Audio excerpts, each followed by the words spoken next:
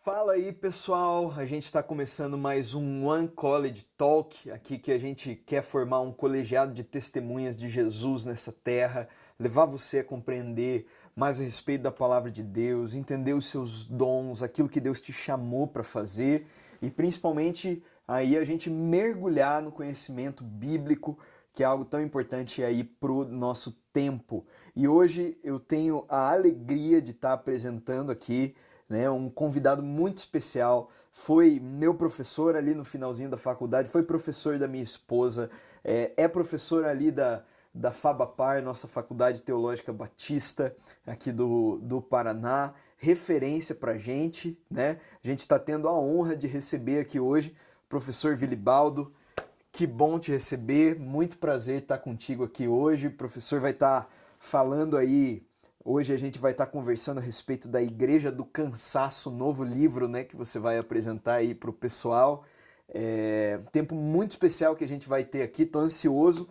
Professor, se apresenta para a gente aqui um pouquinho e obrigado por ter aceitado o nosso convite aí. Capaz, uma alegria estar aqui. Até agora tem essa pressão dessa referência toda que você deu, poxa vida. Mas é um privilégio estar aí com vocês. Pessoal, para quem não me conhece, me chamo Vilibaldo, então é isso mesmo, Vilibaldo é meu nome, um pouco diferente. Até o Pedro se surpreendeu, mas é Vilibaldo Pental Neto, ou seja, o meu pai e meu avô se chamavam Vilibaldo. Então, quem foi criativo foi meu bisavô, mas graças a Deus, porque o nome dele era Balduíno. E entre Balduíno e Vilibaldo, eu prefiro Vilibaldo. Eu sou professor na FABAPAR, como o Pedro falou, tive a honra de ser professor dele. Estou lá há mais de 5 anos, agora vai completar 6 anos em abril, que eu estou na FABAPAR.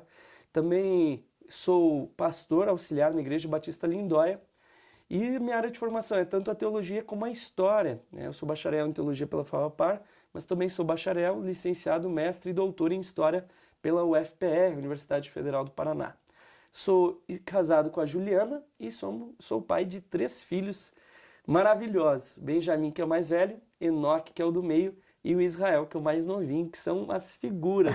Eles são mesmo, conheci, lindo demais. E eu estou aqui para falar a respeito do meu novo livro, que foi lançado, Igreja do Cansaço. Então a gente vai conversar um pouquinho sobre as ideias desse livro, que é um livro inspirado em um outro. Não sei se vocês já ouviram falar, que é o Sociedade do Cansaço, que é um livro de um filósofo sul-coreano chamado Byung-Chul Han. Então é bem interessante que o meu livro ele nasce com uma proposta de trazer as ideias desse filósofo de uma forma mais simples e mais prática à realidade da igreja. Então essa é a minha proposta de livro, por isso eu fui inspirado. Podem ver que eu uso bastante esse livro aqui, está todo machucadinho, né? Então está bem desgastado, mas isso é um bom sinal. Byung-Chul Han é um autor muito importante para entender a realidade da sociedade hoje, e no meu livro eu aplico essa análise dele à realidade da igreja cristã. Legal, puxa, legal demais. E, professor, como que faz para a galera adquirir o livro, né? Como que eles conseguem pegar na internet, nas lojas? Isso, quem quiser pode comprar no site da editora, a editora Esperança. Então você pode buscar no seu buscador ou colocar lá www.editoraesperanca, porque não pode botar o cedilha, né? editoraesperanca.com.br. E logo na capa já vai aparecer aqui a propaganda do lançamento Igreja do Cansaço, você consegue adquirir lá. E também eu vou passar um cupom para vocês, um desconto exclusivo de 20%.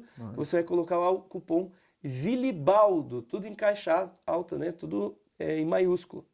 Perfeito? Mas ficou desafio, tem que escrever Vilibaldo certo, senão o cupom não funciona. Aí que é a dificuldade. Mas Vilibaldo é WILLIBALDO. Tudo junto, beleza? Então, Vilibaldo, cupom para você comprar o livro com desconto. Perfeito, show de bola. Vamos para o nosso papo então, gente? Nós, como cristãos, a gente está nessa sociedade. Mas Paulo já dizia, não devemos nos amoldar ao mundo. Exato. Então a gente precisa ser diferente. Perfeito. Então a gente precisa conhecer a sociedade, conhecer os problemas da sociedade para ver dentro de nós e fazer a diferença. Não só a igreja ser luz, mas essa luz também transformar a sociedade. Perfeito. Então essa é a proposta. Eu acho muito interessante quando eu vi, né, você falando essa frase aí, professor, a gente não pode se amoldar ao mundo.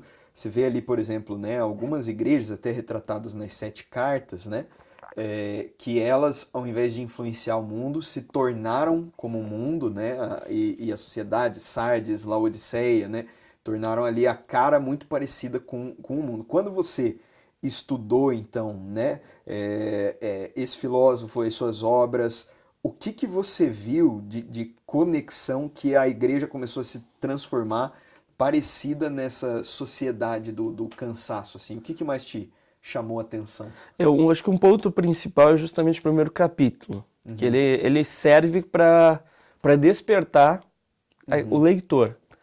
Por quê? No primeiro capítulo, que é a pregação da positividade, eu falo como hoje as pregações já se amoldaram à lógica do mundo do nosso tempo. Nossa.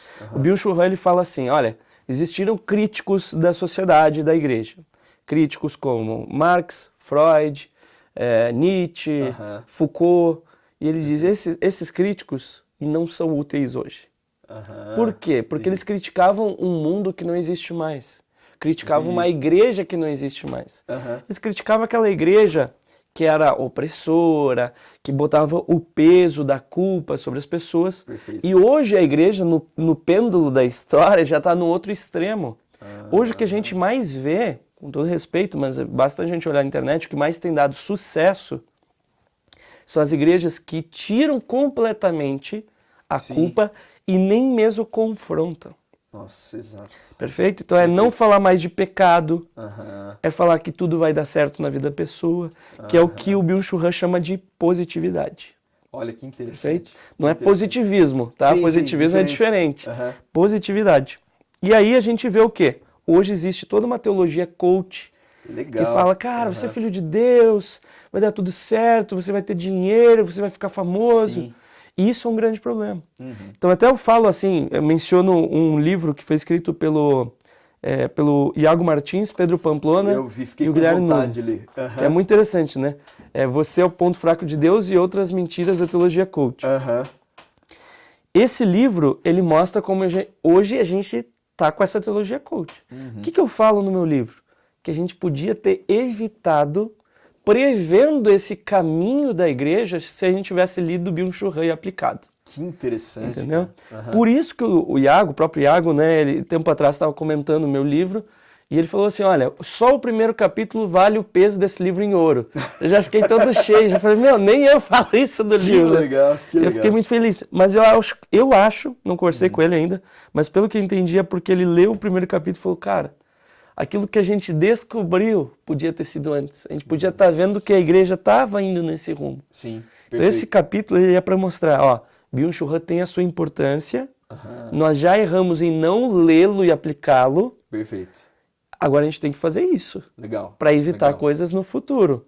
O livro ele começa nessa pegada e o último capítulo ele aponta para o futuro. Aponta falando, ó, tem muita coisa perigosa para acontecer. Talvez seja um exagero da minha parte, mas o Byung-Chul Han está avisando a gente.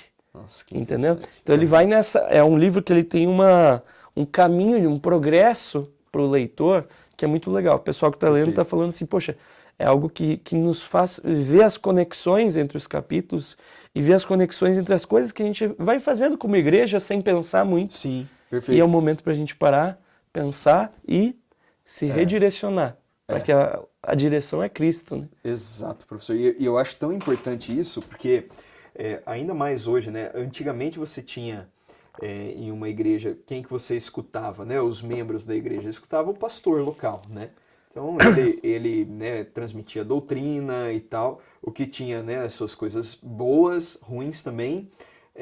Mas hoje em dia, além do pastor da igreja local, eles têm o pastor que eles gostam de acompanhar da outra igreja, que eles assistem da cidade, tem outro pastor que eles foram numa conferência e escutaram, aí tem outro pastor né, que é aquele que tá bombando na internet, e aí eles acabam bebendo muitas vezes de fontes, né? Que podem ir justamente espalhando uma cosmovisão errada dentro da igreja, né? O que hoje que a igreja parece com a sociedade do cansaço. O que significa esse conceito, professor? Se a gente parar pensar nisso que você está falando, hoje as pessoas estão se conectando virtualmente. Certo. Mas a conexão virtual não é uma conexão plena. Então, o resultado das conexões virtuais é, segundo um outro autor, que é o Zygmunt Bauman, a fluidez dos relacionamentos humanos. Certo. Então, Bauman ele já dizia, olha, a amizade hoje em dia é uma amizade de Facebook. Aí ele falou, olha, eu sou idoso. Chegaram para mim e falaram, nossa, eu tenho 500 amigos. Aí ele falou, eu tenho mais de 80 anos, não tenho 50 amigos, como é que o cara tem tanto amigo? Porque o que eu entendo de amigo não é o que ele entende. Aí ele começou a falar da amizade do Facebook. Veja, um senhorzinho. Começou a pensar e falou, puxa, o que é amizade de Facebook? Que você clica, amigo. Clica de novo, desfazer amizade. Perfeito. E ele falou, hoje em dia até os casamentos são assim. A pessoa casa já pensando que se não der certo é só apertar um botão, divorciar, acabou. Exato. Veja, não vou entrar na minúcia da questão do divórcio, mas veja, o problema está em você já pressupor que o relacionamento pode terminar. A amizade que você se desentende com alguém, é só nunca mais ver ele. Exato. E a gente vive isso hoje. É. Eu mesmo, tempo atrás, e minha esposa, a gente teve dificuldades com alguns amigos, eu falei pra ela, amor, a gente precisa conversar com eles. Ai, amor, mas tô até envergonhada de ver e vamos falar. A gente precisa, é valioso, a amizade é algo valioso pra nós. E eu falei, é verdade, amor, vamos conversar com eles, vamos se resolver, vamos tratar. Mas hoje as pessoas não têm feito. Por quê? Porque elas se saciam nesses relacionamentos virtuais. Mas o relacionamento virtual, ele é limitado. Perfeito. E ele gera aquilo que o Byung-Chul Han chama de erosão do outro. Aí ele fala, olha, tem aqueles que falam nesse sentido, ele não menciona, mas ele puxa o Zygmunt Bauman, né, do desfazer os relacionamentos. Ele fala, não, a gente está perdendo a própria ideia do outro. A gente está se tornando algo que a gente só busca a concordância com nós mesmos. Aí vem a pergunta, por que as pessoas buscam na internet os pregadores? Porque lá elas encontram aquele que pensa exatamente como ela. Elas conseguem filtrar até chegar aonde eles querem. Porque, qual que é a questão? O meu pastor talvez não concorde comigo. Aí eu vou procurar alguém que concorda comigo, que pensa o que eu penso. Mas, gente, o seu pastor não precisa concordar com você. Tá? Exato. E o não concordar é muito importante para a igreja de Jesus Cristo. Precisamos de pessoas diferentes que pensam diferente, para que a gente possa conversar e construir as ideias. O Byung-Chul Han diz, aquele que vive só para si mesmo, ele vive o inferno do igual. Nossa. É algo infernal. É algo terrível, porque prende a pessoa em si mesmo. Então hoje as pessoas têm se prendido nas suas ideias, nos seus valores, sem permitir a confrontação. Que é o pastoreio o quê? Não virtual. A confrontação está no pastoreio pessoal. Por isso que eu gosto muito do Bibo, a gente estava falando do Bibo antes, né? Que é alguém, um amigo querido que eu gosto muito. Eu lembro que uma vez ele falou assim, gente, você vê os pregadores online, show de bola, mas não esquece do pastor da sua igreja local. Que quando tiver um velório, morreu alguém da sua família, é ele que vai lá te abraçar e te consolar. No seu casamento, ele que vai fazer, ele que vai acompanhar, ele que vai cuidar. Então é isso, a gente precisa resgatar isso. O problema hoje é que muitos não têm tido isso, e aí a gente vai para um capítulo do livro que é membresia quantificada. Olha só. As pessoas estão escolhendo não ser plenamente parte da igreja. Nossa, olha só. Perfeito? Então, a quantificação, ela é uma via de mão dupla. Muitos pastores olham e vê os membros da igreja como um número. O cara chegou, foi embora, não tem problema, vai vir mais gente mesmo. Perfeito. E não olha aquele que foi e por que ele foi embora. Agora, existe um membro da igreja que vai embora e que não quer ser mais do que um número. Então, um amigo meu, por exemplo, ele servia numa igrejinha pequena. E ele servia lá em 2 ministérios, se desentendeu, saiu. Aí ele foi para uma igreja grande. Eu falei, cara, que bom que você está indo na igreja, quem que está te acompanhando? Ele falou, não, ninguém, Vili. Nossa, olha só. Eu fui para aquela igreja só porque ela é grande, porque eu quero entrar e sair sem ninguém me ver. Perfeito, perfeito. Veja, uma igreja grande, ela tem as suas ramificações. A PIB, por exemplo, é grande, mas ela consegue tocar as pessoas. Exato. Se ela quer ser vista, quer participar, ela tem pequeno grupo, ela tem acompanhamento pastoral, tem discipulado, ministérios. Só que muitos estão escolhendo não participar da vida da igreja. E aí é o que a gente chama de desigrejado. É o cara que acompanha só online e não quer dar um passo a mais. Ou vai na igreja, mas não quer ser visto, não quer ser notado. Isso é um problema. A pessoa escolhe se tornar um número. Nossa, E é algo que o Bill Churra aborda e que, cara, faz todo sentido na igreja. Perfeito. Ele não fala para a igreja, fala da sociedade. Mas olha como isso já está dentro da igreja. Faz muito sentido, conectou 100%. Aí quando a gente vê a pandemia, isso aí aprofundou num nível que não dá mais pra gente ignorar o Bill Churra. Cara, já passou o tempo de ignorar ele. Perfeito. É o tempo da gente ver essas análises sociais atuais. Essas análises consideram a vida pós-pandemia, consideram a vida imersa nas redes sociais, Perfeito. pra gente olhar essa sociedade e ajudar a igreja a evitar esses problemas. E eu achei muito interessante, eu estava escutando um podcast um tempo atrás, professor, do pastor Luiz Saião, né? E ele estava falando que esse movimento das igrejas, que a pessoa entra e sai sem esse compromisso com a comunidade local, que isso veio muito a partir do novo neopentecostalismo que entrou, porque se perdeu a ideia da igreja como uma comunidade de fé, né? A pessoa vem para buscar a bênção, para receber alguma coisa e tal, e não entra. Então eu acho que muito uma ideia disso daí, de receber, de sugar, e como você vê que essa ruptura do relacionamento, né, vem dos dois lados, tanto às vezes, né, líderes, pastores que não enxergam o indivíduo ali, mas também o indivíduo que quer ser enxergado como número, né? Achei muito interessante Quando isso. ele olha isso, a gente pega o neopentecostalismo, ele está muito vinculado historicamente ao uso das antigas redes que nós tínhamos, que é a TV, o rádio. E veja, não tem problema nenhum. A gente está gravando aqui podcast, isso é maravilhoso, isso é muito bom. Ontem eu gravei na rádio aqui da PIB. Então, veja, é muito bom a gente usar esses meios. Só que lá naquele tempo já começou a acontecer o quê? Pessoas começaram a só assistir cultos e não participar de cultos. Claro, às vezes por conta de situações. Por exemplo, a minha avó. Minha avó, ela participava de uma igreja batista, mas ela acabou tendo osteoporose e não conseguia sair de casa. Ela muito obesa, tadinha. Ficava na casa dela, então o que ela fazia? Assistia a cultos. Sim. Mas a gente está falando de 20 e poucos anos atrás, que não tinha transmissão de culto. Era poucas as igrejas. Então o que ela fazia? Ela assistia essas igrejas transmitindo na TV. Certo. E ela se conectava com aquilo.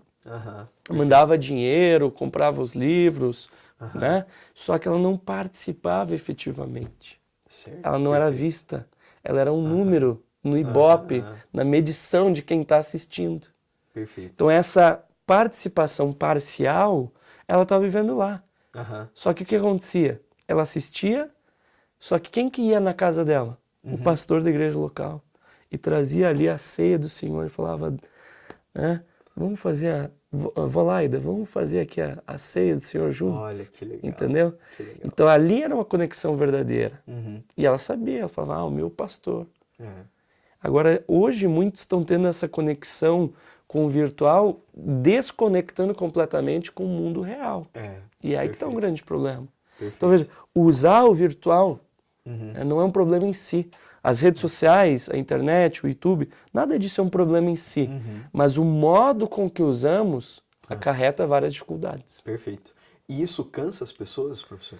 Cansa, né? Esgota.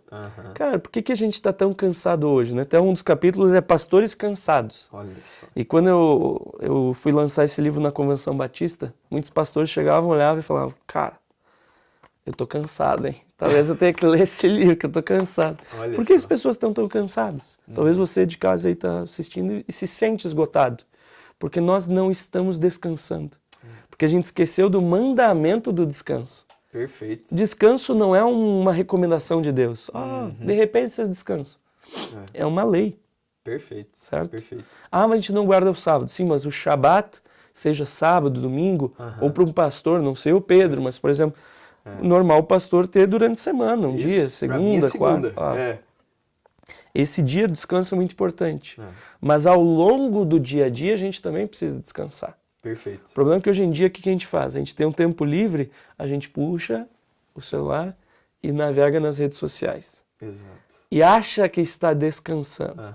Ou vai e assiste um seriado e acha que está descansando. Quando na verdade você está consumindo informações num nível, numa intensidade que o nosso cérebro não foi nem feito para receber. Exato. E a gente acaba se esgotando. Uhum.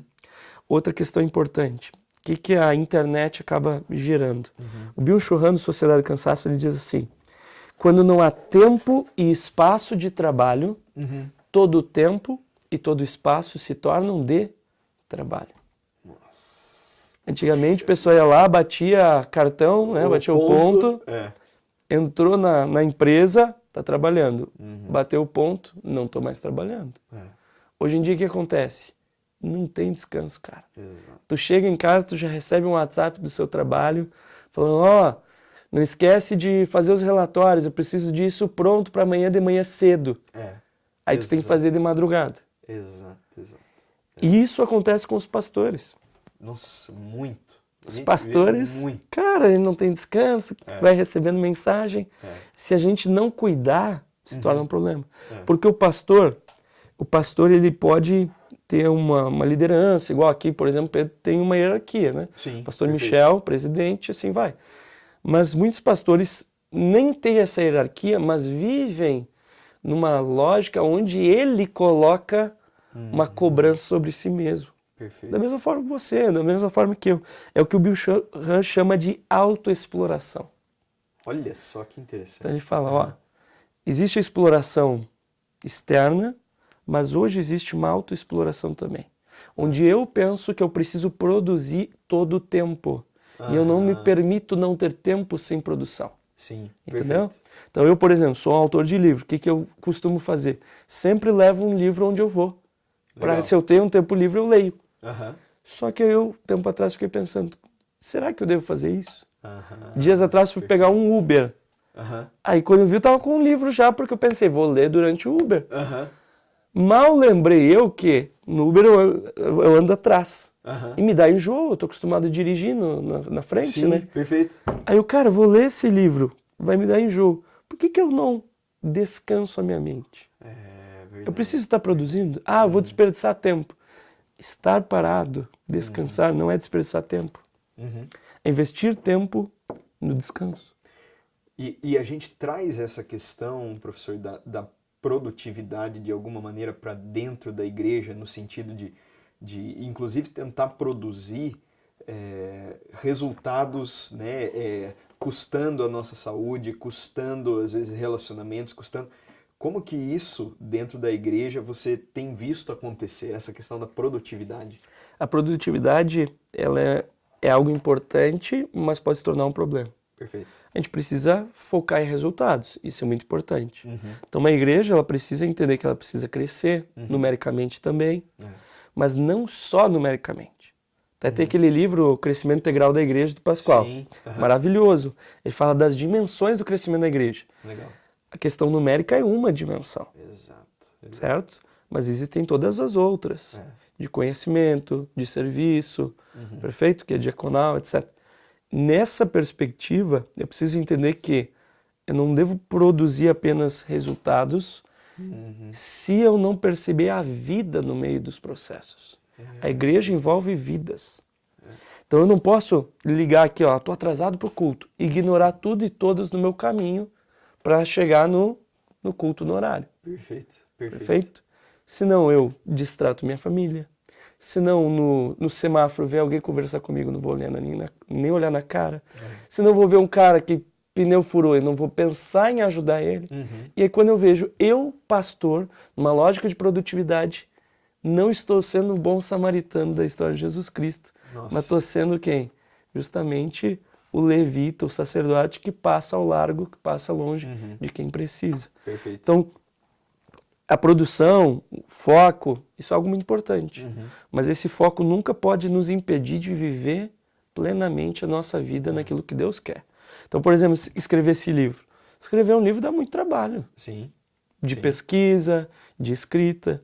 Mas escrever o livro, esse livro eu escrevi, não foi sozinho. A minha esposa cuidando das crianças, me permitindo o tempo de silêncio sozinho para a escrita. Mas ao longo da escrita, eu não podia ignorar os meus filhos. Às vezes eu estava lá escrevendo, vinha o meu menorzinho pedir colo. E aí vem a escolha. E nesses momentos é muito importante a gente ter o cuidado de entender que a produtividade não é o mais importante na nossa vida. Perfeito. O Pedro, o valor do Pedro não está na produção dele como pastor e nem no fato do Pedro ser pastor. Porque nós, pastores, estamos pastores, não somos pastores. Perfeito? Então, há pouco tempo eu soube de um amigo meu que é pastor que não está mais em condições de pastorear. Então ele não está pastor de nenhuma igreja. Mas isso não é a identidade dele. Nossa. No livro eu falo, nossa identidade verdadeira está em Jesus Cristo, que nos torna filho de Deus. Perfeito. Quando a gente esquece isso, vira um problema. O próprio Iago, eu menciono isso, ele fala, olha, tive dificuldades psicológicas porque eu achei que o meu valor estava no quanto eu produzo. Nossa. Aí eu mandei o livro para ele, foi muito legal que ele falou, muita gente pergunta como é que eu produzo tanto. E ele falou, eu fico envergonhado porque eu sei que muitas vezes essa produção, essa produtividade implica no quê? Em erros da minha parte. Certo? E uma coisa não justifica a outra. Não justifica. Às vezes a gente precisa pisar no freio. O próprio Bibo agora anunciou nas redes sociais que vai dar uma pausa, vai pisar no freio. Tô parando. Perfeito. Isso é importante. Perfeito? Isso é importante. Por quê?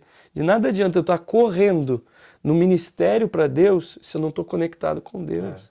E para conectar com Deus eu preciso parar. Exato. Então eu preciso ter tempo de solitude, eu preciso ficar sozinho, preciso ter tempo sem fazer nada.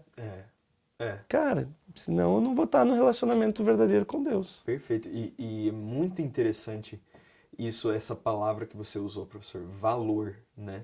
Parece muitas vezes que quando a gente entra nessa produtividade falsa, né? A gente está tentando agregar valor a gente, né? Quando a gente não entende que, na verdade, a gente serve a partir, né, da graça de Deus. A gente serve a partir desse lugar de descanso, né?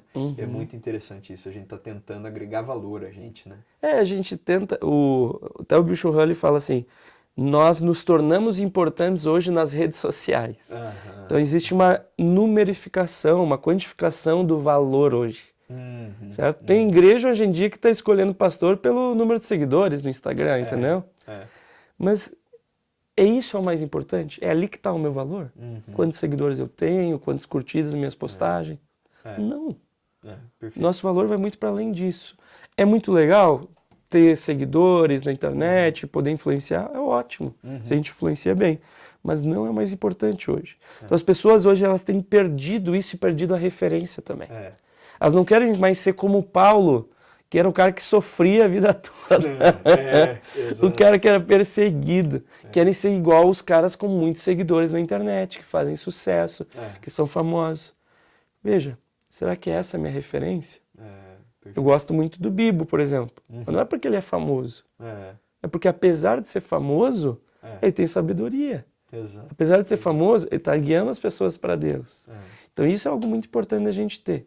Senão a gente perde o foco e a gente vai se desrespeitar para alcançar esse objetivo. Nossa, olha só. Que é o que eu trato no Confessionários Virtuais, que é outro capítulo. Nesse capítulo, o que eu falo? As pessoas muitas vezes se desrespeitam para alcançar a fama que elas querem nas redes sociais, na internet. Puxa vida. Então o que as pessoas muitas vezes fazem? Elas fazem o que o Bill Hurley chama de pornografia da alma. Perfeito? Então na internet hoje existe mais de um tipo de pornografia. E a pornografia tem servido nesse sentido. Eu falo também, e aí me permitam falar disso, e peço que vocês entendam, tentem não se sentir ofendidos, senão, mas refletir. Legal. Muita gente que está lendo o livro está discordando dessa parte, mas é importante entender. Hoje tem surgido uma forma variante de pornografia do corpo. Certo. A pornografia, originalmente, o termo porneia, ele diz respeito ao quê? A comercialização e objetificação do corpo humano. Certo. Essa é a ideia. Perfeito. Perfeito?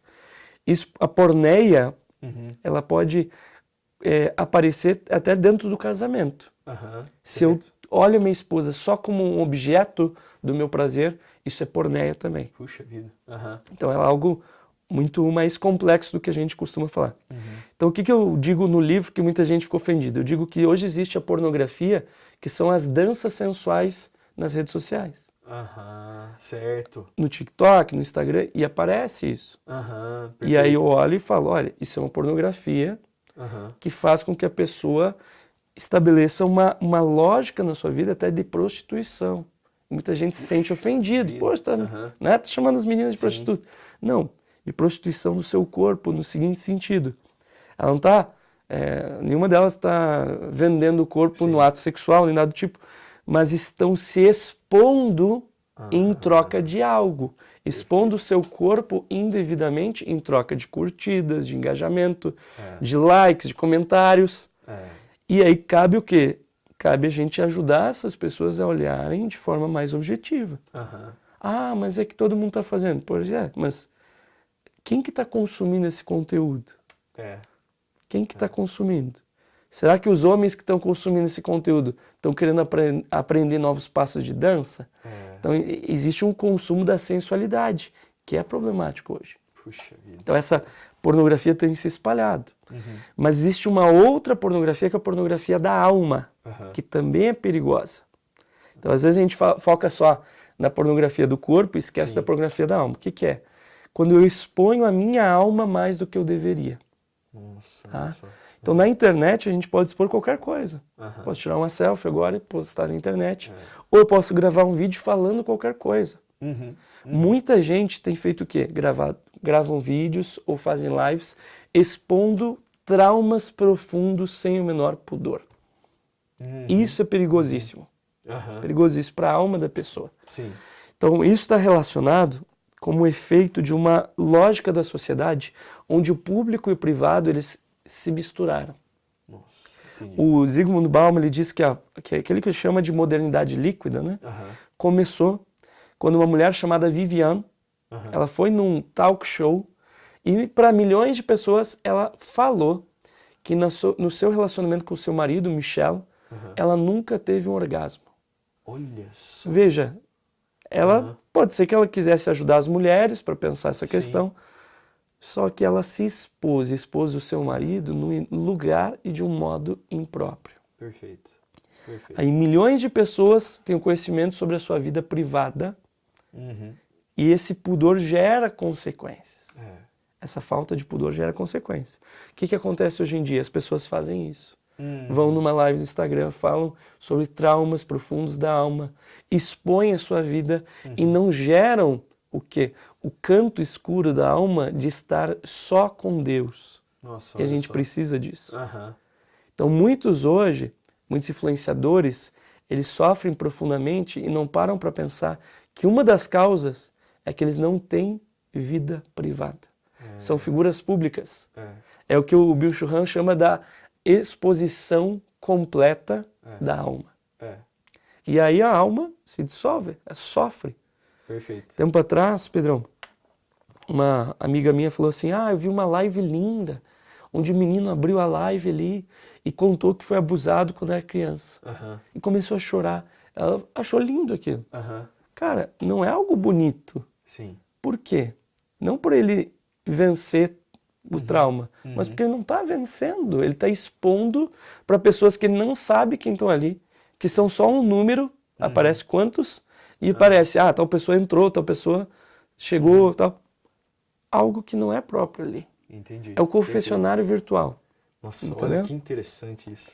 Então essa exposição indevida no confessionário virtual mostra que as pessoas esqueceram de usar os verdadeiros confessionários. Olha só. Não estou falando que a gente não deve expor os traumas, tem que, Sim. mas no espaço correto, para as pessoas corretas. Tá? Uma vez eu fui também num congresso de líder de jovens. Aham. Bem legal o congresso, estava lá, fizeram grupos assim, mesas para a gente conversar. Fale seu nome, fale de onde veio e algo sobre você. Aí foi indo um por um. Sou Vilibaldo, estou vindo de Curitiba e sou historiador também. Aham. Chegou no menino, ele falou o nome, de onde veio, e falou, e eu fui abusado quando era criança. Essa Nossa. foi a primeira informação que ele passou para nós sobre ele. Aham. Não é estranho isso? É. Então, hoje há um descaso sobre a própria alma. Uhum. Uhum. Por que isso? Por que tratar dessa forma? Porque as pessoas não estão tendo sabedoria para saber onde e como levar essas informações, essas dores. Sim, perfeito. Perfeito? Perfeito. Se eu estou tendo uma dificuldade com minha esposa, eu não vou e posto nas redes sociais. Perfeito. Eu trabalho no privado. E como que eu trabalho no privado a espiritualidade? Com o pastor da igreja local.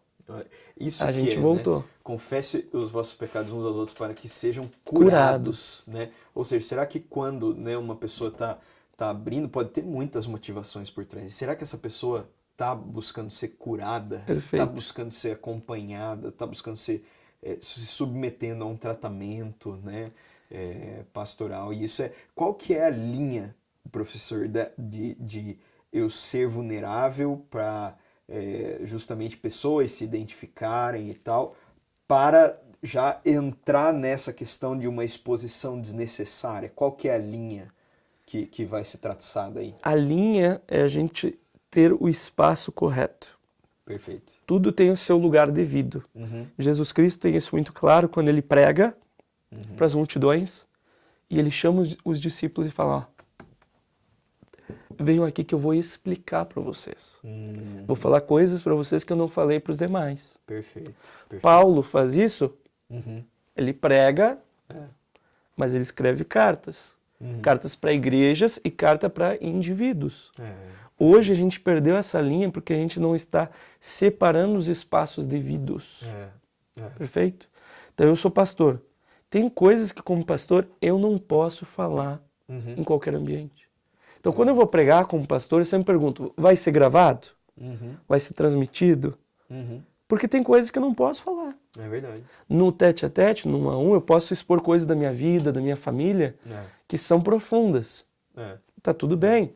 Estou falando, estou explicando, estou contextualizando. Mas tem coisas da minha vida que eu nunca falaria se for gravado. Olha só. Por respeito aos outros, por expor nomes, questões, situações, e a mim também. E isso a gente precisa ter. E muitos não estão tendo esse cuidado. Por que ele fala na live lá, abre esse trauma? É para ser curado. Será que é para ser curado? Ou será que é para gerar engajamento? Será que é para ter curtidas? E não é uma pessoa ou outra. Não sei se eu dou azar, mas eu estou vendo muita gente. Pessoas indo lá, eu preciso ajudar você, vou falar sobre o meu vício na pornografia, como eu entrei nisso e tal. Calma aí, calma. Tá? Não sai falando. Sim. Tem um ambiente mais restrito para isso, para trabalhar de uma forma cuidadosa. Tá? Então, isso é muito importante. Quer ver alguém que faz bem isso com a questão da sexualidade? É o David Heiker. David Heiker. Tem as caixinhas de pergunta. Ele fala, quer saber? A gente tem um espaço, lá o bonde dos casados, bonde de solteiro. Né? Separa casado e solteiro para tratar de formas diferentes, para respeitar também. Ele respeita a privacidade, não fala nomes. Perfeito. Cara, isso é muito bom, mas nem todo mundo tem esse cuidado. E aí o que acaba acontecendo? Quando a gente usa o espaço da internet como confessionário virtual, a gente perde de aproveitar o confessionário verdadeiro, o gabinete pastoral. E o problema é que hoje em dia o povo tem medo, né? Tem pastor que ameaça os outros. Vou te chamar pro gabinete. Gabinete pastoral, gente, é um espaço de ser cuidado. Né? O pastor, biblicamente, né, no contexto da pastor de ovelha, ele tem duas ferramentas, que é o cajado, que é para puxar para perto, e o bordão, que é para dar bordoada. Bordoada é bater, porque realmente, às vezes, a ovelha ela desobedece. Tu dá bordoada para ela saber que aquilo é errado e não fazer mais. Então, veja, o pastor ele tem o cajado e o bordão. Então, no gabinete pastoral, a gente tem que ter sabedoria para saber como proceder. Às vezes é bordoada, porque a pessoa precisa da bordoada. Mas às vezes é o cajado para você trazer para perto, ouvir. É o espaço para abrir o coração. Pastor, mas e a terapia? Eu acho maravilhoso. Minha esposa faz terapia, eu faço terapia. Esse acompanhamento eu acho muito bom. Só que não substitui o gabinete pastoral. Não substitui o acompanhamento discipular. E uma coisa é uma coisa, outra coisa é outra coisa. Perfeito? Mas o pastor ele pode recomendar que você vá na terapia? Eu recomendo. Eu acho muito bom. Mas o pastor, mesmo que ele possa usar ferramentas da psicologia, ele não pode deixar de focar naquilo que é o principal, que é o espiritual. Porque se alguém busca um pastor, é para ter o aspecto espiritual. Sem dúvida. Perfeito? Sem dúvida. E isso aqui, um amigo meu, cara, ele falou, Vili, vou fazer uma analogia, eu achei maravilhosa. Ele fala assim, quando vai numa churrascaria, você quer churrasco. Se tiver sushi, pra quem gosta de sushi, é ótimo. Eu gosto de sushi, gosto de churrasco. Maravilhoso, churrascaria. Já foi churrascaria de sushi? Sim, já fui, já vi. Eu me divirto com a minha esposa. A gente come sushi, come churrasco, aí depois come o sushi doce, aí a gente se diverte. Mas não pode faltar a carne. Se é uma churrascaria, pode ter sushi, mas não pode faltar a carne, senão não é churrascaria. Então muitos pastores têm feito o quê? Coloca lá, anuncia churrascaria e oferece só o sushi. É verdade. Trabalham só a terapia. O Bill Churran fala, a teologia tem se tornado terapia. E essa confusão ela é problemática também. Porque a gente deixa de oferecer algo que as pessoas precisam, que é a confrontação espiritual. Com amor, com cuidado. Mas para ajudar a pessoa a ver essas dificuldades. Porque a transformação de mente, ela, né, de Romanos 12, ela exige isso também, né? Sim. Você tirar algumas coisas de dentro de você e a gente não pode perder o valor do discipulado, né, professor? O discipulado é essa caminhada de... O vida na vida. Aquela pessoa que vai te ajudar a vencer os seus problemas, suas dificuldades, que vai te falar de forma sincera o que você precisa ouvir, não o que você quer. Verdade. Então, mesmo aqui, eu falei de pornografia. Sim. Pode ser que muita gente tenha ficado ofendida. Sinto muito. Mas eu preciso falar minha opinião para te ajudar a refletir. O que você vai fazer ou não é com você. Sem dúvida. Perfeito? Mas eu preciso por quê? Porque faz parte da minha vivência e faz parte da minha função pastoral. Exato. Um amigo meu, até essa questão de pornografia, tempo atrás, ele veio e falou, Vili, cara, eu parei de usar o Instagram. Eu falei, pois é, eu vi que tu acabou com o teu perfil lá, o que aconteceu, cara? Não dá, cara. No meu Instagram só ficava aparecendo as meninas dançando, dança sensual, quase sem roupa, de biquíni. Eu falei, cara, tem um negócio que é o algoritmo, que ele vai vendo o que você gosta e vai recomendando, daí vai mudando, né? Daí ele falou, mas o problema é esse. É isso que eu gosto, pô. Nossa, olha esse só. Esse é o meu defeito, essa é a minha dificuldade. Eu tenho dificuldade com isso. Ele falou, por que eu vou estar num espaço onde o algoritmo quer que eu consuma isso, ele vai saber que eu gosto, e vai me mandar sem parar. Puxa vida. Ele teve sabedoria e falou, cara, eu não posso usar tal do Instagram. Que leitura fenomenal dele. Aí a gente inverte. Por que você está usando o Instagram? O que está te levando a isso? Quem é produtor de conteúdo tem que se fazer essa pergunta também. Será que eu não estou me dispondo, às vezes, a expor o meu corpo ou a minha alma indevidamente em troca de algumas curtidas? Nossa, sem dúvida. E veja, eu não estou falando isso para julgar. Não estou querendo te julgar, não. Presta atenção. É uma autocrítica, igual eu falei no começo. Lendo Bill Churran, eu levei um tapa na cara. Porque eu lembrei, cara, teve uma live para uma igreja que eu fiz. Uma igreja que eu fiz pornografia da alma. Eu fiz, cara. Eu falei de questões pessoais e não raciocinei, pô, é uma live. Eu sei que o pessoal da igreja que foi convidado, mas está aberto para mais gente. Vai ficar salva, vai ficar registrado. E eu me arrependo. E eu lembro que depois que eu fiz e caiu a ficha, eu fiquei tão mal, cara. Que eu fiquei pensando, puxa, não é por eu só me expor, eu expus outras pessoas indevidamente. Perfeito. Então esse cuidado, não estou querendo criticar a igreja, pô, olha o que está sendo feito. É uma autocrítica, lições que eu aprendi e que eu não quero cometer os mesmos erros. E por isso eu estou convidando a igreja a pensar junto comigo. Não precisa concordar com tudo, não. Mas vamos pensar junto para a gente melhorar como igreja nessa sociedade do cansaço. Nossa, olha só, professor, isso é interessante demais e eu tenho visto que muitas vezes essa exposição também, ela não acontece só com algumas coisas, vamos dizer, a pessoa falou lá do problema dela, do abuso dela, às vezes inclusive com coisas boas, como a piedade da pessoa, como o devocional da pessoa, esse tipo de coisa. Mas eu estava acompanhando o caso de um pastor conhecido globalmente, né, 2 na realidade, e eles passavam essa ideia, né, um conhecido por sua liderança forte, uma igreja bombando, e outro mostrando a questão do valor da piedade, tal, a devoção, e os 2 caíram, né? E eles estavam, isso gerou uma frustração em massa, né, em muitas pessoas. Então, Você vê como essa exposição ela é perigosa também, né? Eles produziram isso e até em uma dessas igrejas eu tive a oportunidade de ir e conversar com alguns membros. O que eu vi lá foi uma igreja cansada, porque não era só os pastores, né? A gente tem falado hoje em dia de burnout pastoral, mas os voluntários com burnout, com problema no casamento, né? Porque estavam o dia todo na igreja, era tudo, eles entregavam tudo, ao mesmo tempo não eram cuidados no gabinete, não tinham um espaço de confissão, não tinham... E aquilo gerou um rombo na igreja, né? Então, a importância, né, de você se permitir ser tratado por alguém, o próprio pastor fazer isso, né? E a gente, como pastor, tem que ter sabedoria para cuidar e ver o momento da vida dos membros. Sabe? Porque nós que somos pastores, a gente é tão apaixonado pela igreja que a gente vê lá, sei lá, o Pedro entrou na minha igreja. Eu vejo, pô, o Pedro tem, olha só, capacidade de ensinar, olha, o cara é maravilhoso. Pedrão, vamos lá dar aula na EBD? Aí o Pedro fala, puxa, pastor, acho que não é o momento pela minha situação de vida. Não, Pedro, não tem problema não. E a gente às vezes insiste, porque a gente quer tanto que a pessoa esteja ali sendo bênção, que às vezes a gente não vê o momento da vida da pessoa.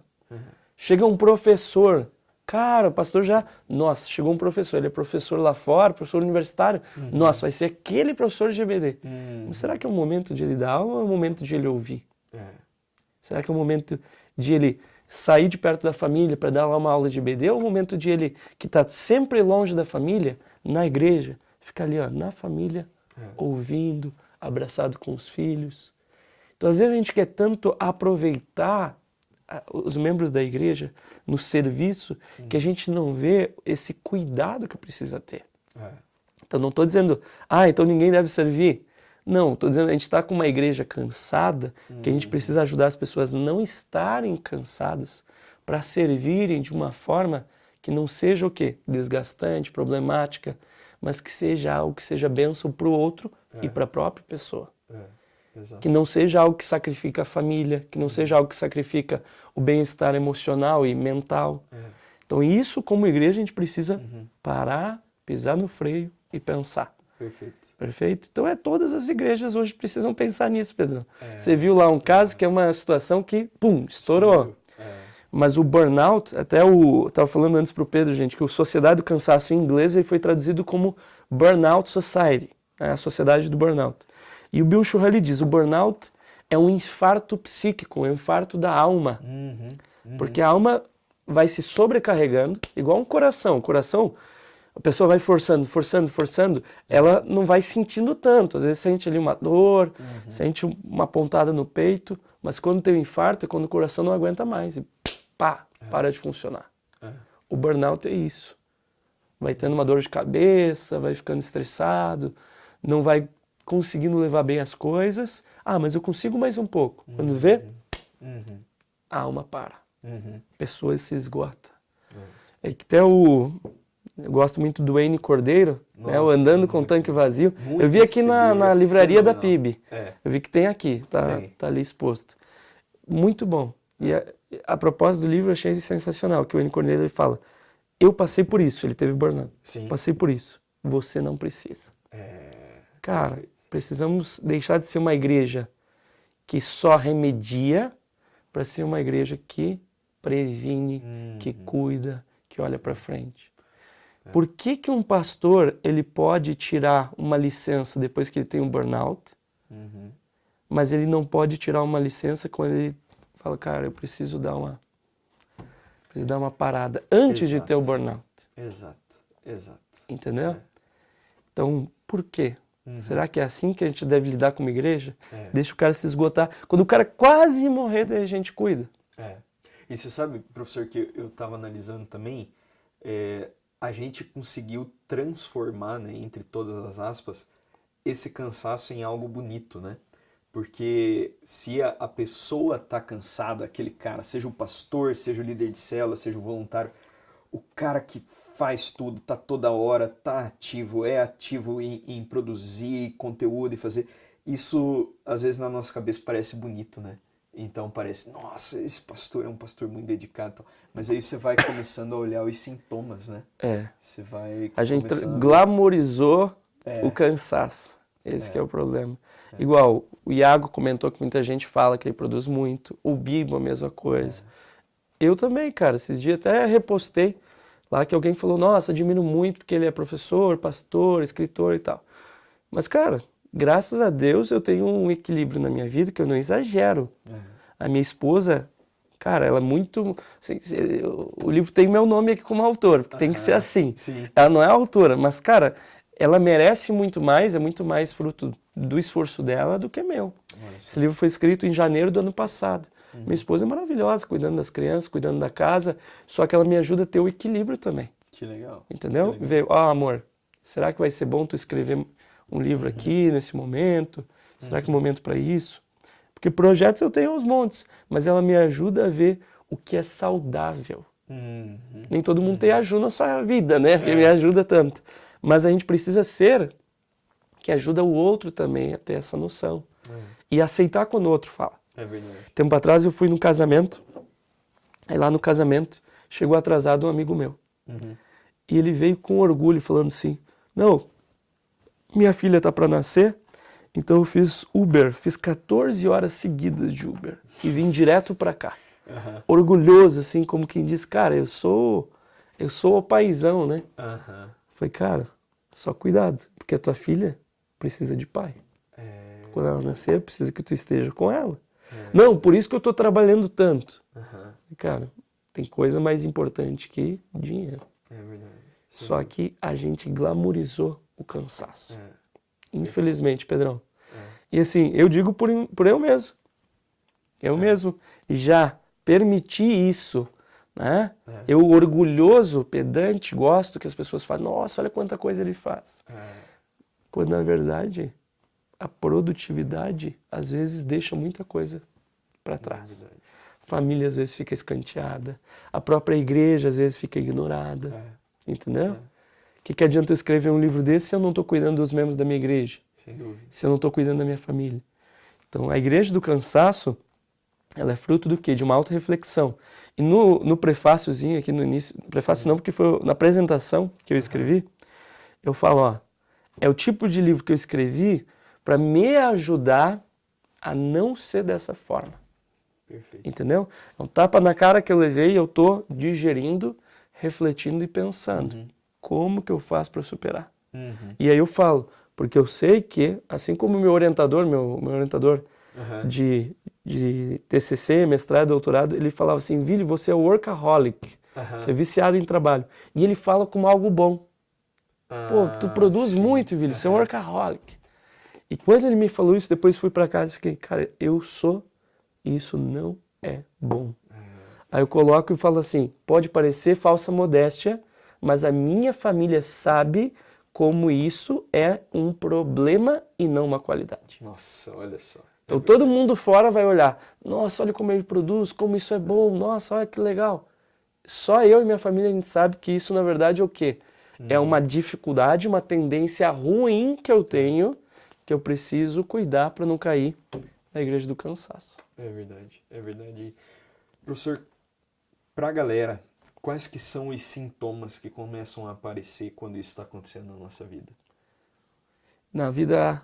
Seja da igreja... Da igreja e do seja... indivíduo, né? Isso. A gente tem que pensar nesses dois aspectos que, quando a gente fala de igreja, tem a igreja com I minúsculo, que é a igreja local, e a igreja com I maiúsculo, que todos nós somos igreja.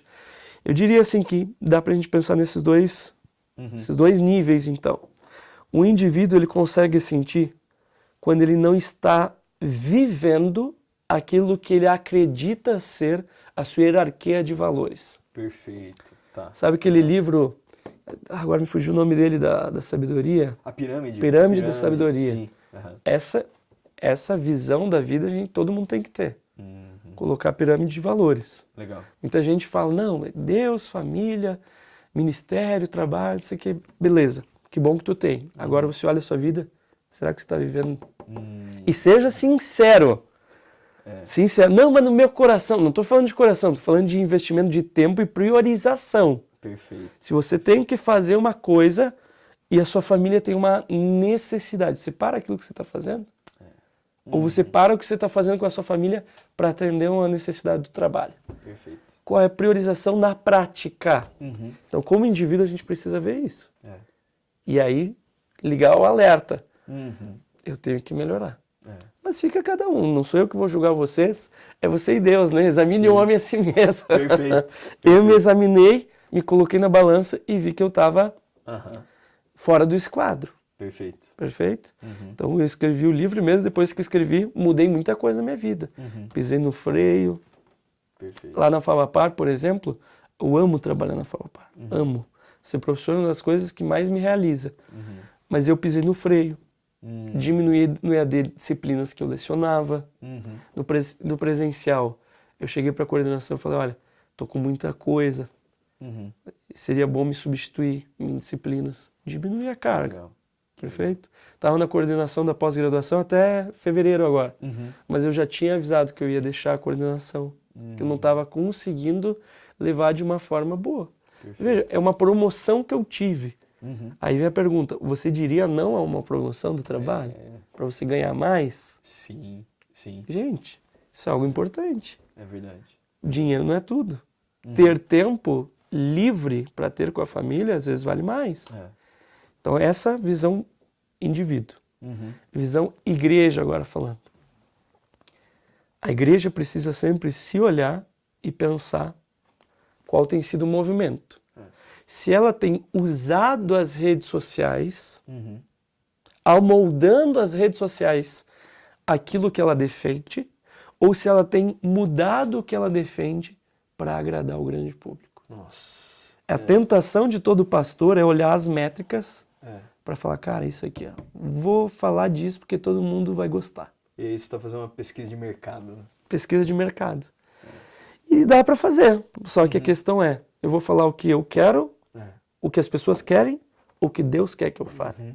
Então essa pergunta é fenomenal. Eu lembro do chamado, né, do profeta Ezequiel, vá, fale esse povo, aí Deus já avisa ele que muitos não iam escutar, mas daí ele fala, quer ouçam, quer não ouçam, eles vão saber que no meio deles, né, houve um profeta. Né? Eu acho isso fantástico, né, porque Deus está falando, ó, você não vai ser aceito por todo mundo, né? Talvez você vai ser bem rejeitado, que eu acho que é uma das dificuldades do nosso tempo, a rejeição, né? A rejeição. E aí ele fala, ó, mas eles vão saber que um homem de Deus esteve no meio deles, né? E a gente tem muito... Hoje a gente não tem a inteligência emocional, normalmente, para aceitar a rejeição. Entendeu? Para alguém falar, puxa, li seu livro, não concordo, não. Li seu livro, não gostei. Cara, hoje isso pesa muito porque a gente não é acostumado a isso. A gente é acostumado com o que o Bill Churran chama do mundo do liso. É só agradar. Pode ver, tu tem um botão de curtir, tu não tem o botão de descurtir mais. Né? No YouTube tem ainda, né? Só que não aparece quantos dislikes mais. A internet ela vai tornando tudo liso. Para só ver o que é bom, o que é agradável. Sim.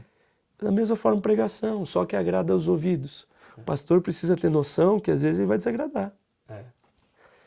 Já desagradei muita gente pregando.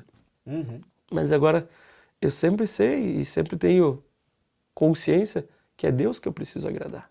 Cara, para Ele que eu vou prestar contas. Sem dúvida. E eu não vou chegar diante de Deus e falar, Deus, mas tu sabe, né? Eu precisava agradar aquele povo lá, senão eu não ia conseguir continuar como pastor. Pouco importa isso. Deus mandou, cara, tu tem que fazer. Então, a igreja precisa ter esse olhar. Ver se é como Paulo em Gálatas, que pode falar assim, não, a gente tem agradado a Deus, mesmo que desagrade a homens. Perfeito. Perfeito? Então, quando a gente tem isso, aí a igreja está cumprindo o seu propósito. O propósito da igreja não é bombar, o propósito da igreja não é crescer numericamente. Isso aí é resultado possível de estar no centro da vontade de Deus. É verdade. Perfeito? É verdade. Então eu posso estar no centro da vontade de Deus e bombar a igreja. Pode, benção, maravilha. Eu posso estar no centro da vontade de Deus e não bombar. Nem sempre o resultado é aquilo que a gente espera. Nem sempre o profeta é ouvido. E isso a gente precisa ter bem claro diante de nós. Nossa, sem dúvida. Professor, você comentou que no fim do livro, eu não quero dar spoiler pro pessoal, né? Mas você trabalha um pouquinho olhando para o futuro. Isso. Né? Eu não sei o que é, se é no sentido de soluções ou no sentido de uma perspectiva, mas eu queria que você falasse um pouco pra gente do futuro. O Byung-Chul Han, ele nos seus últimos livros, ele trabalha muito olhando para o futuro. Uhum. Por quê? Porque nos últimos livros dele já houveram mudanças no mundo que nos fazem pensar quais são as consequências. Uhum. Existe algo muito recente hoje que é a inteligência artificial. Uhum. Tá? E a inteligência artificial, que ela apareceu para nós através do chat GPT, ela pode ter consequências muito severas para a igreja que hoje a gente não consegue ver. E vamos ser sinceros, a gente não está muito preocupado com isso não. Só que é melhor a gente pensar agora do que pensar lá na frente quando já tiver acontecido. Então, nos últimos capítulos, o que eu abordo? O título deles são, capítulo 8, Força dos Algoritmos. Para quê? Para criar consciência no leitor de que a internet ela já nos controla, porque ela tem uma força de nos direcionar. Perfeito. Perfeito? Então os algoritmos nos levam a crer que a gente precisa de determinadas coisas que a gente não precisa. Mas a gente sente que precisa. Tá todo mundo lendo tal livro, eu preciso desse livro. Até comentando isso com os alunos, um aluno falou assim, professor, isso é verdade, eu queria comprar um moedor manual de café e o Google não me deixa achar, eu só acho coisa automática. E vem anúncio, moedor automático, moedor automático. E eu não quero, mas o Google quer que eu compre, professor. Olha só! Tua luta, tudo se vira na tua luta aí. O algoritmo ele vai decidindo o que a gente quer. Um resultado futuro através da inteligência artificial, dependendo dos caminhos do mundo, é isso se tornar algo não mais sugerido, mas imposto. Entendi. Quem que sabe o que você realmente precisa? É você ou é uma inteligência imparcial, com conhecimento muito maior, com uma visão muito mais clara das coisas, que supostamente é inteligência artificial. Hoje, você diz assim, quero um hambúrguer, vou lá e como no Mac. Esses dias eu levei minhas crianças, eles gostam. Minha esposa não gosta que eles comam essas porcarias, né? Mas, às vezes a gente abre exceção. Sim. Né? É bom para a saúde? Não é. Por isso que no dia a dia a gente come comida saudável. Perfeito. Minha esposa é maravilhosa nisso. Mas a gente se permite, a gente tem liberdade da exceção. E se no futuro a gente não tiver essa liberdade? E se no futuro houver um controle que olha e fala, não, você precisa comer bife de fígado, porque falta ferro. Ah, mas eu não gosto de bife de fígado. Pouco importa que você gosta ou não gosta. Você é meio que um pai virtual. Sim. Meus filhos comem bife de fígado. Os 3. E às vezes no café da manhã. Às vezes a gente faz. Às vezes no café da manhã tem lá o que eles vão comer. E às vezes a gente dá um pedacinho de bife de fígado. Porque é ferro. Perfeito? Sim, perfeito. A Ju também cozinha na panela de ferro, faz várias coisas. Mas a gente dá o bife de fígado. O do meio não gosta. E fala, papai, não gosto. Mas come. Sim, o pai tá falando. Eu falo, filho, eu sei que você não gosta, mas é importante para você. Só que veja, não é uma imposição perfeita, automática. É uma explicação, você precisa, é uma educação. E se essa educação for feita no futuro por uma inteligência artificial? Que olha lá, Pedrão, você precisa de ferro no seu corpo. Mas eu não gosto, quero comer hambúrguer. Pouco importa o que você gosta. É isso que você precisa. Hoje a sociedade ela não está assim. Hoje a gente usa a máquina, hoje a gente usa as redes sociais, tudo. Hoje a gente usa a inteligência artificial para o nosso benefício. Mas no futuro as coisas podem mudar. Ah, professor, você está viajando muito. Isso aí parece papo de pregador da década de 60, né, do chip e tal. Sim. Eu sei. Não é um futuro hipotético. Sim. Pode não ir para esse caminho. Se Deus quiser, não vai. Claro. Mas o Byung-Chul Han, que não é um pregador da década de 60, não é um cara que fala do chip na mão, na testa, ele está falando que isso é possível, que isso é viável. E a gente que é cristão e crê no Apocalipse, crê no fim dos tempos, crê na possibilidade de um controle mundial da própria população, como parece ser o que o Apocalipse nos indica, a gente precisa estar olhar essa pulga atrás da orelha e falar, puxa, Pode ser por aí. pode ser que aconteça. Então, eu sei que é muito alarmista, gente, eu sei que é, né? Nossa, que isso, o professor viajou no último capítulo, o cara foi longe, né? O cara alucinou. A gente tem que pensar, porque é melhor pensar antes, não falando, isso que vai acontecer, mas isso pode. De onde o Bill Shannon tirou essas coisas? Ele olha alguns autores que não é quem a gente conhece. Quem que a gente conhece da tecnologia? A gente conhece Mark Zuckerberg, a gente conhece Steve Jobs. Perfeito. Veja, existe uma geração. Mark Zuckerberg, aquele da X. O Elon Musk. Elon Musk. Isso aqui é uma geração. Tem a geração antes deles. Perfeito. Bill Gates, Steve Jobs. Antes dessa geração, tudo era mato, né? Como o pessoal fala. A internet estava engatinhando. Quem que estava lá? Quem que são os pais da internet? Se você olha, antes ainda dos pais da internet, tem o profeta da internet, Marshall McLuhan, que é quem o Bill Shannon analisa. Marshall McLuhan dizia, quando não existia nada, dizia, vai ser assim, vai ser assado, por causa disso, daquilo, aquilo outro. Várias profecias, esse é um autor canadense, já se cumpriram. Olha só. E a visão dele sempre foi que, no futuro, a tecnologia substituiria a religião. É mesmo? Sempre foi no olhar religioso. A linguagem dele era messiânica em relação à tecnologia. Por quê? Por que é tão importante a gente ver isso? Porque quando a gente vê essas empresas grandes, elas são inspiradas no pensamento dele. Isso não é escondido. Quando a gente vê a Google, a gente conhece o Google buscador. Sim. Agora tem o ChatGPT. Desde a origem do Google, a Google surgiu para surgir o ChatGPT. É mesmo? Sempre foi o objetivo deles. Não é algo que eu estou falando, não é viagem. Não, eles sempre declararam que o objetivo da Google era desenvolver uma inteligência que superasse a própria humanidade. E aí nos leva a ver, cara, olha para trás assim, poxa, por isso que a Google buscou o quê? Ser uma rede onde se coloca o maior número possível de informações para depois alimentar uma inteligência que supere a própria humanidade. Aí até um autor, que é Franklin Ford, ele comenta que conversando com alguém que trabalhava na Google, ele falou assim, os Google Books lá é muito ruim de ler, né? É meio esquisito, não é bom de ler aquele negócio. Aí o cara falou, tá, mas não é para você ler. A Google não pensa no ser humano quando faz o Google Books. Ela pensa na máquina. Nossa! Google Books as pessoas usam, legal. Mas o Google Books foi pensado para alimentar as máquinas com conhecimento a respeito da humanidade. Meu Deus, que doideira. Entendeu? Então, quando a gente começa a olhar isso, os caras... Normal, a gente já pensa, meu Deus, Matrix está virando realidade. Sim. Estamos na Matrix, interrogação. Não é nesse sentido, a gente não precisa desesperar. Então, eu até falo no livro, a questão não é desespero, mas ter consciência para hoje a gente poder pisar no freio e falar, tá, eu não quero perder minha liberdade.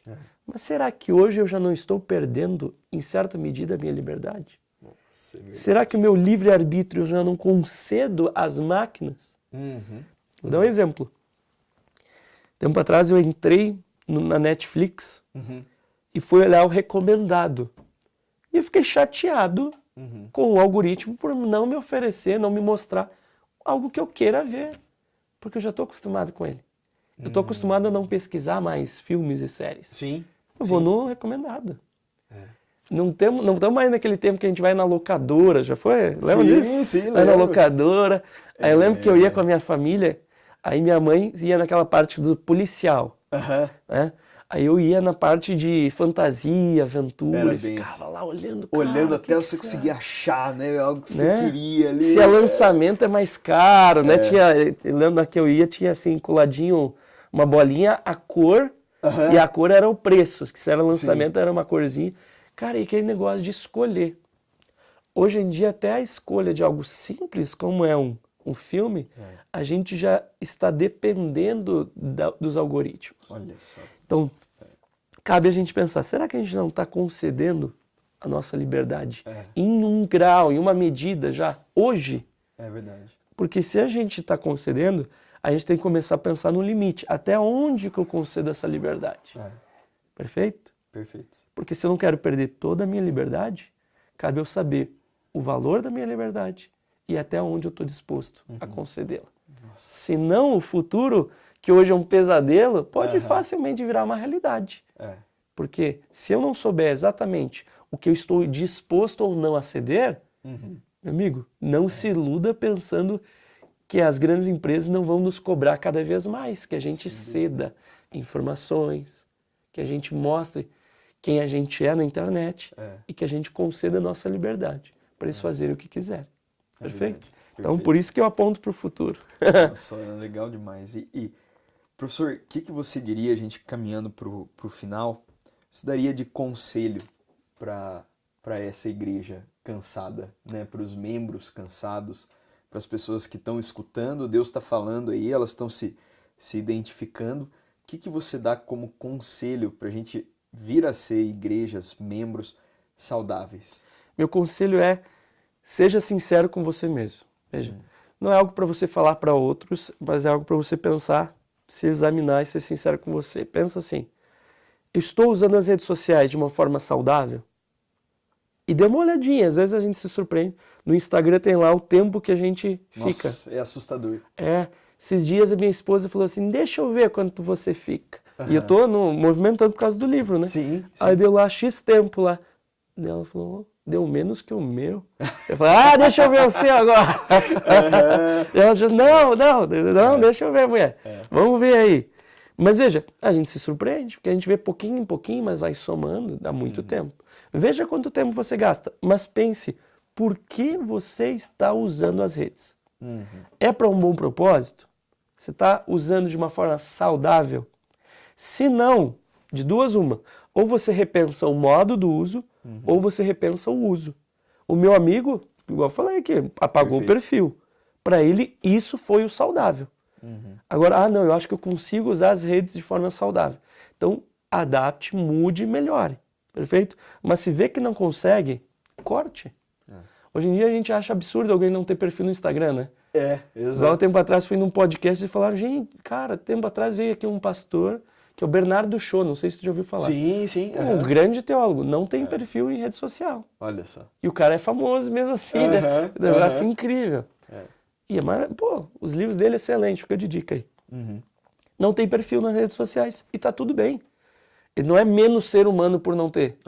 Perfeito? Perfeito. Bill Churran. Tem lá os perfis de fã, né, os fanboys do Bill Churran. Mas ele, não sei, até onde eu sei, não tem. Talvez tenha. Mas a questão é, não depender disso. Avalie a sua vida, avalie o uso que você está fazendo das redes sociais. Segundo ponto, como você está se relacionando com a sua igreja? Você está totalmente distante, só consumindo? Isso é um problema. Ou você pode estar no outro extremo. Está tão ativo na sua igreja que virou um trabalho, pura e simplesmente. E o ministério pode acabar virando um trabalho. Avalie se você está com equilíbrio. Não é o caso de você sair da sua igreja, nem por uma razão nem outra. Antes de sair, né, avalie, recalibre. O equilíbrio é fundamental na vida. Converse com o seu pastor. Tem um casal de amigos nossos que eles são pastoreados por uma outra pessoa. Eles falaram, Vili, a gente foi no nosso pastor e falou, a gente precisa pisar no freio, a gente não vai participar em tal ministério e tal outro sim. E o pastor, ele falou, puxa gente, mas vocês são tão importantes aqui. Eles falaram assim, por isso que nós vamos pisar no freio. Converse com o seu pastor. Tenha uma conversa junto com ele, fale das suas dificuldades. Ou fale, quero participar, ou fale, quero pisar no freio, equilibre. Ou fale, não, tá ótimo como tá, mas talvez não caiba mais nada. Tenha essa sabedoria e aprenda a dizer não. Perfeito? Muita gente aceita tudo que o pastor pede porque não quer dizer não ao pastor. Eu agradeço as pessoas quando dizem não a mim. Perfeito? Quando eu peço, você tem como fazer tal coisa? Poxa, pastor, melhor não.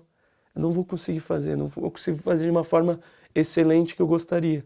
Perfeito, não tem problema. A gente tem que aprender a dizer não e ouvir não. Então a minha dica para você que está em casa é, avalie seu relacionamento com as redes sociais, avalie seu relacionamento com a igreja e, por fim, avalie o seu relacionamento com Deus.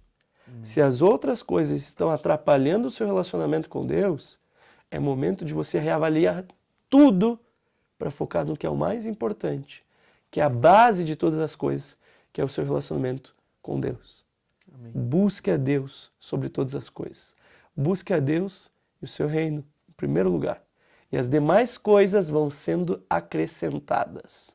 Coloque Deus como prioridade e depois vai ajeitando o resto na sua vida. Essa é a ideia. Não ajeite a sua vida e vê que espaço sobra para Deus. Então, é momento de parar, repensar e organizar. A partir do quê? Dessa hierarquia de valores, para que Deus seja o centro da nossa vida. Amém? Amém. Amém, professor. Meu Deus, que papo bom. Eu fui muito ministrado pelo nosso tempo aqui agora. É muito importante esse tema, até porque a Bíblia fala, né? A verdade nos libertará. E quando a gente para de receber só o leitinho, né? Justamente que é o que a sociedade muitas vezes propõe pra gente, falando aí inteligência artificial e tal, nós precisamos estudar a Bíblia, mergulhar no nosso relacionamento com Deus, né? E incentivar isso na galera. E quero agradecer, professor. Obrigado. Muito obrigado pelo tempo, por aceitar o nosso convite. E quero agradecer você que esteve aqui com a gente. Foi uma bênção. Esteja acompanhando aí nas redes sociais. Não esquece de curtir esse episódio, enviar para a galera. E a gente está aí até o próximo One College Talk. Obrigado de novo, professor. Deus abençoe muito. Galera, se vemos aí na próxima semana.